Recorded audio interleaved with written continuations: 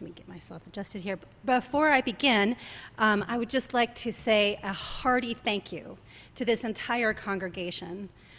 2 memorial services in less than a week, and they were beautiful, and people were welcomed, and no one would ever know how much effort and planning went into those services because it was all done gracefully. So thank you. And I hope you thank each other and appreciate each other for that too. Margie had a giveaway, and some of her things that were not picked up are still in the narthex, some really beautiful books and pieces of jewelry that you might be interested in taking something from her. It's a good way to help us remember her, although I imagine that that's not going to be a problem. All right, let's take a breath together. And let's all be here in this time and this place right here and now. This morning at the adult ed class, we were talking about mysticism, and the class was comparing Judaism, Christianity, and Islam, mostly showing a lot of the similarities between the two religions as a way of showing that they're a family of faith traditions. It was very interesting. And one of the things that our speaker said on the TV was that in these faiths, we, because we're part of that, approach God. The first thing to approach God that is the most important is obedience and then love. And you could just feel us all go, ugh, obedience, right? And I told them that, you know those little angel cards with the sweet words on them that people pick out of a hat? They have words like faith and joy and birth and, all these beautiful words. But there was one of them that said obedience. And for years, I would, randomly pick a card and it would be obedience. I'd be like, obedience, I hate obedience. Until I really got it, that obedience, if we believe that God is love, then obedience to God's will is actually freedom. It's actually freedom. And then I stopped picking obedience out of the angel pile, and I got other beautiful things, which was a relief. It was a relief to make that shift, to make that worldview shift. It helped me have a bigger understanding of what God is and what I am and what my fellow human beings are. So I appreciate remembering that teaching. So we've been looking at 1 Peter, and I know there was a lot of 1 Peter today, so we're only going to focus in on a few of those words that we hear today. 1 Peter, as a review, this is a test, so brace yourselves. Does anybody remember when 1 Peter was written? Do you remember? Oh, the pastor's testing you. Yes, Dennis, of course you know. When was 1 Peter written? Around what? Yeah, around 100, the year 100, A.D. C.E. So it was after the destruction of the temple. And does anybody remember who the author was or was not? Yes, Nyan.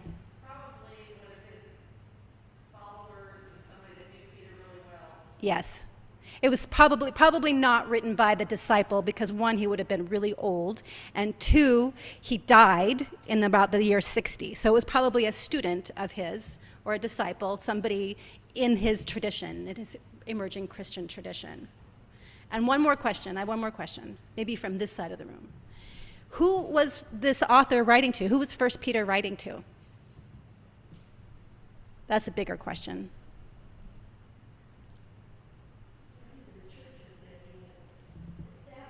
Yes. He was writing to churches in the area, small churches, yes, encouraging them. That's right, thank you, Anne. Encouraging them. They were small groups of Christians that were suffering. They were being persecuted. They were being called nasty names like Christian. That was a nasty name. And he was trying to uplift them and encourage them to have faith. They left their cultural traditions to join these marginalized, crazy, radical Christian groups, and he was trying to encourage them that you've done the right thing, have faith. be an example to the surrounding people. They were trying something new. They were trying something really radically different. Loving your neighbor was the same as loving God. That was a radical, radical idea. Monotheism was a radical idea. Moving beyond the eye to eye, eye for an eye theology or understanding or cultural, what is the word I want? I'm sorry. Cultural agreements that we all make with each other, moving beyond that to welcome in the stranger, not just because of hospitality rules that the whole cultures, surrounding cultures believed in, but because with the intention of welcoming the stranger in and keeping them there, not letting them go, but becoming one with the stranger, stranger love. Another thing to remember about 1 Peter is that anytime we think that he's talking to us as individuals, it's better and more easy to understand the intention of the letter if you think of it as you, plural. The you is plural. He's addressing those communities all at once, not one specific person. He's addressing, perhaps 2,000 years into the future, us as a community, not us as an individual, so that it's not a proscription on how we should individually live our lives, but a look at how we're acting as a community together. One of the things that stood out for me in this letter, and you may pick it up and read it yourself, it's not very long at all, is the focus on hospitality. And of course, it made me think of what has been happening here at Hillsdale the last week, yes, but really the last month as we've been preparing for these memorial services, having 100 people in this room at one time and serving them food and where is it going to come from and all of the details. This congregation didn't really skip a beat. These two people, Pete Raz and Margie Klegger, were dear to us. And those communities that surrounded those people are dear to us. And we didn't know them all. Some of them, yes, of course, but not all of them. And we just did it. I mean, there were some who worked more than others, to be sure. But as a congregation, there was no hesitation. The hospitality part of it is something that we have down. It's not a question. We just do it. And even if you expand that idea to being hospitable to people that we don't know, we're also good at that. We're kind. We're kind and generous people. And even if you start thinking about the isms like racism and sexism, and yes, probably we can do some work on those things. Of course we can. But there is still a willingness to try and to be open. And the idea of hospitality really isn't a radical idea anymore, if you think about it. We should feel good about ourselves for being like that, absolutely. But it's not really a boundary anymore. It's not really pushing the envelope and helping us know God in a different and new way, like the Christians of this first century were doing. There's a sadness among our congregation, but it's not relegated to just us. It's an awareness that the way that we have done church for a long time, some might argue, hundreds of years, is shifting, and actually it's even dying. There's a natural rhythm to life, and it brings it up when we have funerals. It makes us look at it. It stares us right in the face. There's a birth, there's a life, and then there's death. And there's birth and life and death, and we see that in the seasons that we have. We see that in our gardens. We see it all around us. We see it in our own lives. And it's natural for a church to have that kind of a rhythm. It's natural for a way of being church to have that kind of rhythm. And you may look around and see, well, Lake Oswego's doing really well, but Cedar Hills is doing really well, and that's true. There are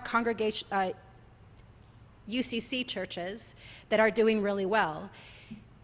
But if I may be so bold and blunt, Their days of doing church like we've always done it are numbered. And there's some of us who are on that path, farther down that path than others. And I don't mean to be negative, but their day is coming if they don't make some switches. And we can celebrate what those churches who are thriving right now are doing and be excited for them and look at them. But I think, and we've talked about this before, in order to be really radical and to claim our prophetic nature as Christians, we have to look at doing something different. We have to wonder what that would be and find joy in wondering about it. Those who are in this congregation, this small and mighty congregation. We've had a lot of talks about repurposing as that edge, that radical edge. And there's worry. I don't have enough energy to do this kind of thing, to put on these big memorial services. I mean, can you imagine having to do that every week? We would all be exhausted, and all of us, the life of this church would be over within a month, I think, because it's so much work. But that's not what we're talking about when we're talking about repurposing. We're talking about following God's will for us and discerning what that is. That is the radical nature of Christianity, and that is what God calls us to do. It's a matter of rewiring our brains to wonder about what we could be and to really be open to God's inspiration. It's like learning, like rewiring your brain. I don't know about you, but if I learn something, if I hear something or try to learn a new skill, or if my brain starts to shift and change, like the change between when I finally learned what obedience really was about, my brain kind of hurt. There was like this fuzziness around it. And I really felt, and it took me time to really get into it and integrate changes. It really does. Your brain actually has to rewire itself. There's a physical issue, there's a physical reality to rewiring your brain, to think about things that you have always done in a certain way and changing that way. And it takes intention, and it takes practice, and it takes patience. Here in 1 Peter, we hear the author saying, love covers a multitude of sins. And I think that's a great thing to remind us all, that we are not going to be perfect in our efforts. And we're going to make a lot of mistakes. But we're going to keep on trying. And we're going to go try it again and again and again until something works. That's what people do. That's what humans do, and that's good. And we are called as Christians throughout that whole process to love each other through it. So that's a question too, is what does it mean to love each other as our brains are rewiring and we're all kind of like fuzzy-headed and wondering what's going to happen. So here are things. In the meantime, as our brains, as our intentions, as our group, as our congregation is rewiring our brains, here are some things that I hope will give you hope. I hope that you can feel the excitement, feel the joy and the brilliance of discerning what God is calling you to do, of the joy of trying to do God's will, to try to listen, and to do that within a congregation is actually very exciting and very energizing. There are things that we can do that don't require us to put on a huge event every week. One thing is there's a repurposing committee that takes, a good meeting only lasts about an hour, and we're pretty good at that, actually. That is on Zoom. You don't even have to leave your house. If that is something that you're interested in, we can hook you up. One of our first repurposing partners, Climate Cafe, has a whole lot of things that could be done right now. One of which is really important, is remodeling the kitchen. Not really what's the right word I want? Upgrading the kitchen. And I'm looking at Patty because she has done almost all of the work. Becky has helped as well. And that's really interesting. It's really cool, and it's really fun to see those things manifesting. But you don't have to It doesn't take a lot of physical labor. Nobody's going to be moving the new refrigerator in by themselves. But it does take a different way of thinking about what church is. Anne and I are working on a speaker series we're hoping to have next fall, when we're working with folks from Panay Or and from the Eagle Spirit community, forming a partnership together so that we can have this event together. It is going to take some meetings, but we're used to that, right? We're UCC, committee meetings, man, we got that down. We know how to do that. But what kind of meetings are we going to have, and what are we hoping to produce from them? Those are the questions. And I know that this summer, especially right now, has been really hot, and it makes people lethargic, myself included. Actually, the heat actually makes me stupid and a little bit angry, to be true. So, right? So, we get a pause for the summer. But in September, look for some really interesting things that are happening. In September, I'm hoping to help us gather to explore different ideas of how to listen for the will of God. What is God telling you, and how can that serve our community now? How do we get into a different mindset? How do we embrace our prophetic inheritance? How do we come so close to God and let God come so close to us that we know what God wants? It's exciting. It's actually, I know that there's grief. I was listening to one man who's he's a few years younger than I am. You guys probably know him. Who was telling me all about the glory days of Hillsdale Community Church, the glory days, that's how he said it. 30 kids in the youth group, and how much fun, and all of this talk about Pete and Margie and Sunday school and all of this richness. And so I know that this congregation has done right by its children. And I know that it's done its best to do right by each other, and it's not been perfect. But now it's time to do right to each other and to the world in a different way. And that's the opportunity that we have, to really listen and understand the will of God, and to ask ourselves, how will we serve now? That's how we served then, and we did it well. But how do we do it now?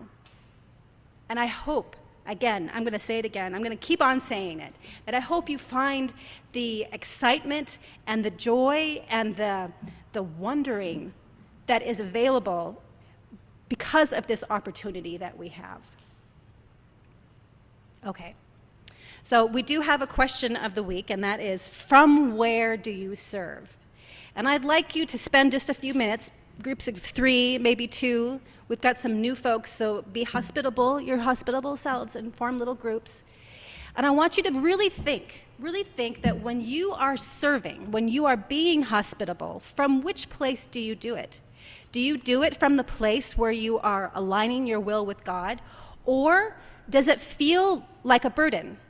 And if it feels like a burden, why? I mean, we could have a counseling session, right? But maybe we don't need to do that. Just admit or be honest with how you are feeling about being hospitable, and maybe if there's room for change. Okay, break into groups. Am I perfectly muddledy? We're gonna talk to each other for about 5 minutes, so make sure that everybody has a chance to talk.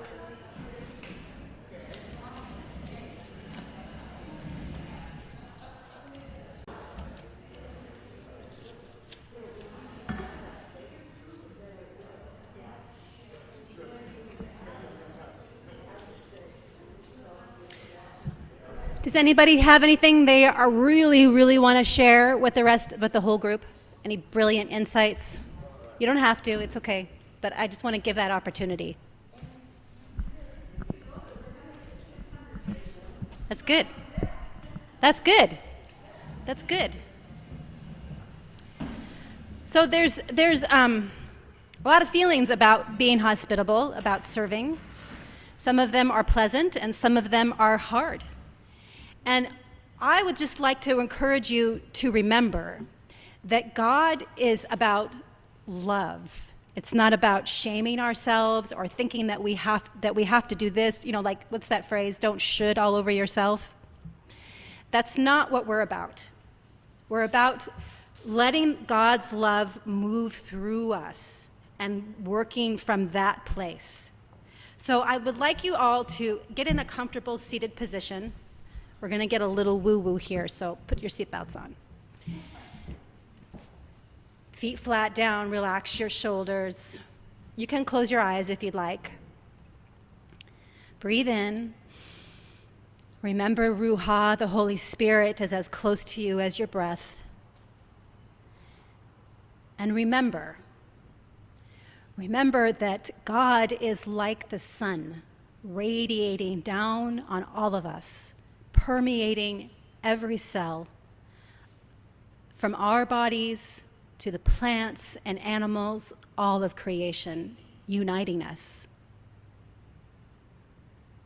And you can remember that feeling of gratitude, the gratitude that radiates out from the center of your being and invites kindness and joy effortlessly. Remember that kindness and joy and gratitude permeates every cell of your body. And I invite you to take steps towards rethinking church from this place of contentment, this place of knowing that God is with you at all times and all places, loving you, having faith in you, enjoying you, and giving you life. This is your birthright. This is Christ.